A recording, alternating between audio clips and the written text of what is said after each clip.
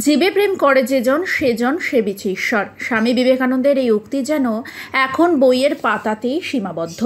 জীবে প্রেম তো দূরের কথা, অবলা পশুদের প্রাণ নিতে রাতের অন্ধকারে খাবারে বিষ মিশিয়ে মেরে ফেলার অভিযোগ উঠল বনগাঁর দীনবন্ধু নগর এলাকায়। অভিযোগ, রাতের অন্ধকারে কে বা কারা খাবারের সাথে বিষ মিশিয়ে এলাকার সমস্ত সারমেয়কে খাইয়ে দেয়। সেই বিষ মাখানো খাবার খেয়ে 3টি সারমেয় মারা যায়। অসুস্থ হয় বেশ কয়েকটি সারমেয়। সকালে এলাকার বাসিন্দা সুস্মিতা রায় প্রথমে বিষয়টি লক্ষ্য করেন। তার বাড়ির সামনে 3টি সারমেয়র মৃতদেহ পড়ে থাকতে দেখেন তিনি এবং বেশ কয়েকটি সারমেয়কে অসুস্থ হয়ে বমি করতে দেখে অনুমান করেন তাদেরকে বিষ দেওয়া হয়েছে। এরপরে পশু চিকিৎসককে খবর দেন সুস্মিতা দেবী। অসুস্থ সারমেয়গুলোর চিকিৎসা শুরু হয়।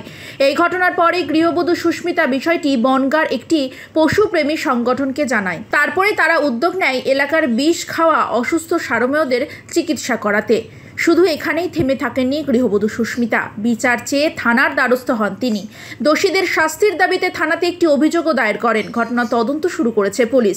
এমন ঘটনায় রীতিমতো চাঞ্চল্য ছড়িয়েছে গোটা এলাকা জুড়ে। অভিযোগ করলাম যে নিরীহ প্রাণী তিনটি কুকুর আমার বাড়ির সামনে বিষ খাইয়ে মেরে ফেলা হয়েছে। সেটার আমি চাইছি, কি বলবো, বিচার চাইছি। সঠিক বিচার চাওয়ার জন্য আমি থানায় এসেছি, অভিযোগ জানিয়েছি। এবার থানা থেকে অসুস্থ মা কুকুর একজন ছিল আর বাচ্চা 4টে ছিল, তার মধ্যে 2টো বাচ্চা বিষ খেয়েছিল, কিন্তু ডাক্তার ডেকে ট্রিটমেন্ট করিয়ে তারা মোটামুটি একটা স্থিতিশীল অবস্থা এসছে আর কি। কিন্তু মোট 3টি কুকুর মারা গেছে। 2টি হচ্ছে ফিমেল আর একটা মেল। ফিমেল কুকুরের মধ্যে একটা হচ্ছে মা কুকুর, তার 4টি বাচ্চা আর কি।